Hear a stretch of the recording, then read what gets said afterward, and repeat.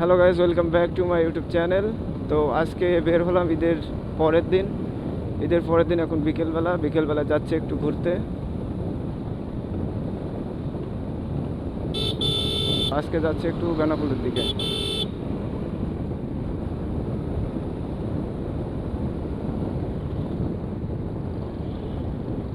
এখন এখান থেকে যাব হচ্ছে বেনাপোল পৌর গেটের দিকে, কারণ ওখানে বিকেলের টাইমে অনেক মানুষজন আসে ঘুরতে।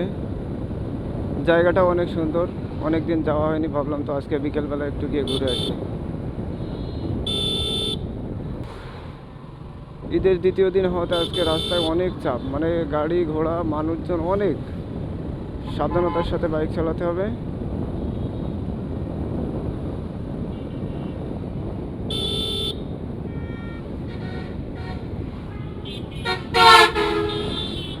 আমাদের এই যশোর টু বেনাপোল এই রোডটাতে আসতে অনেক ভালো লাগে, কারণ রাস্তার দুই সাইডে যে বড় বড় গাছগুলো দেখা যাচ্ছে, এই গাছগুলো 100 বছরেরও বেশি পুরনো। আর এই গাছগুলো আমাদের এই রাস্তায় অনেক ছায়া দিয়ে থাকে, যার কারণে প্রচণ্ড রোদের সময় আসলেও তেমন একটা গরম বোঝা যায় না।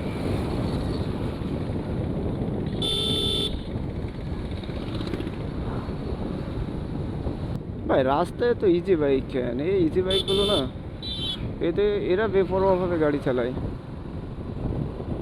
আমি দেখেছি রাস্তাঘাটে বেশিরভাগ অ্যাক্সিডেন্ট হয় এই ভ্যানওয়ালা, রিক্সাওয়ালা, ইজি বাইকওয়ালা, এদের জন্য। মানে এরা কোনো একটা নিয়মকানুনের ভিতর দিয়ে চলে না।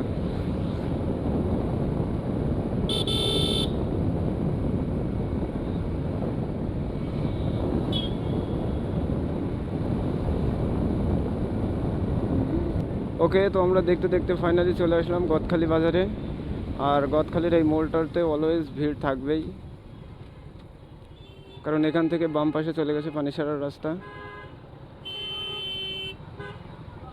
সবাই হয়তো জেনে থাকবে যে বাংলাদেশে গদখালি ফুলের জন্য বিখ্যাত, ফুলের রাজ্য বলা হয়। তো এখানে অনেক পর্যটক আসে হচ্ছে গিয়ে এই ফুলের মেলা দেখতে।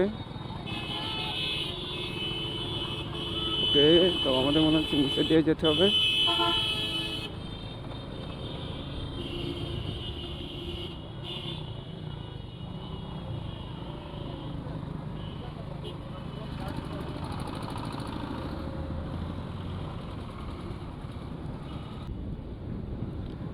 ওকে, তো আমরা ফাইনালি চলে আসলাম নাভারণ বাজার, সাতক্ষীরার মোড়। প্রতিদিনের মতো আজও জ্যাম। এই জায়গাটা এমনই একটা মোড়, তিন রাস্তাকে এক জায়গায় মিলিত করেছে, তো সবসময়ের জন্য এখানে জ্যাম থাকবেই।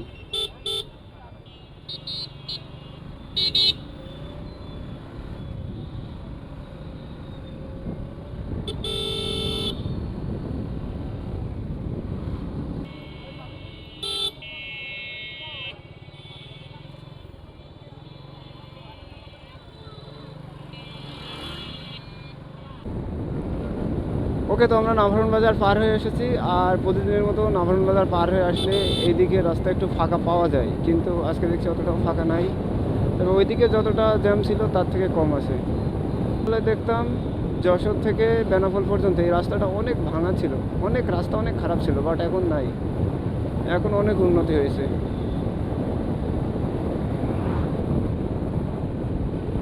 বেনাপোল থেকে শুরু করে যশোর পর্যন্ত কোনো জায়গায় রাস্তা ভাঙা পাওয়া যাবে না।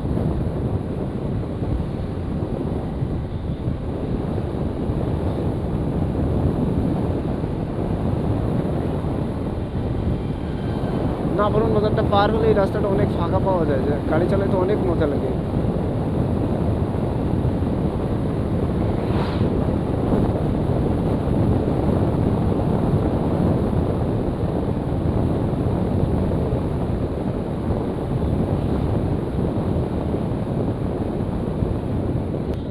ওকে, তোমরা ফাইনালি চলে আসছি সেই বেনাপোল পৌর গেটে।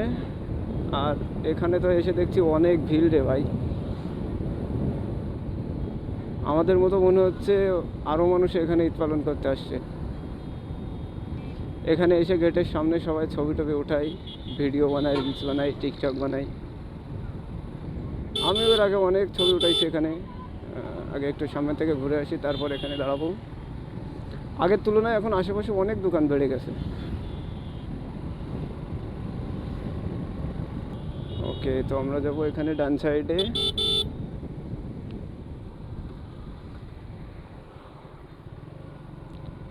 এটা সম্ভবত কি হচ্ছে, এটা সম্ভবত বিজেপির চেকপোস্ট তৈরি হচ্ছে।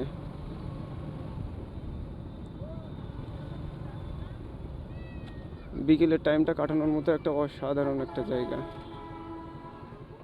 হ্যাঁ, কিন্তু এখানে তো রোড বন্ধ। আচ্ছা, তো এখানে বাস দিয়ে রোড বন্ধ করে রেখেছে, আমাদেরকে মনে হচ্ছে ঘুরে আসতে হবে।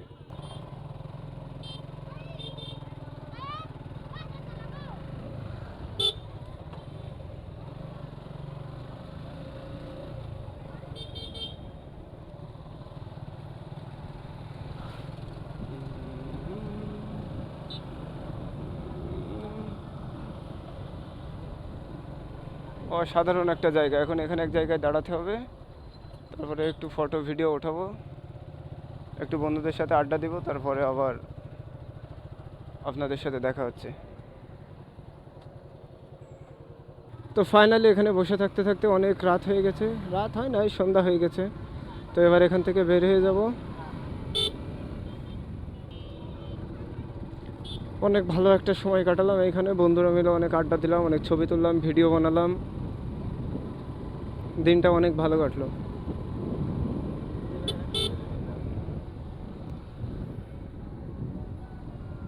এখানে এখনো অবধি লোক আসতেছে, সন্ধ্যা হয়ে গেছে তারপরেও এখনো অবধি এখানে লোক আসতেছে। তো ফাইনালি গাইজ এখন আবার বেনাপোল থেকে বের হয়ে যাচ্ছি, এই সেই পৌর গেট। আজকে এখানে একটাও ছবি উঠাইনি, কারণ আসার সময় অনেক ভিড় ছিল, এমনকি আগে এখানে ছবি ওঠানো আছে বলে এখন আর উঠালাম না। এখনো পর্যন্ত প্রচুর ভিড়।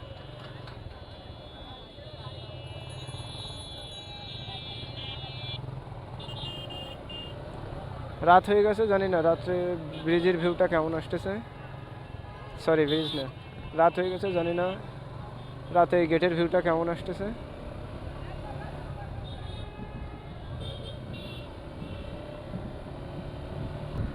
ওকে, তো ভিউয়ার্স এখন এখান থেকে বাসায় চলে যাব, আর ভিডিও করার মতো তেমন কিছু নাই।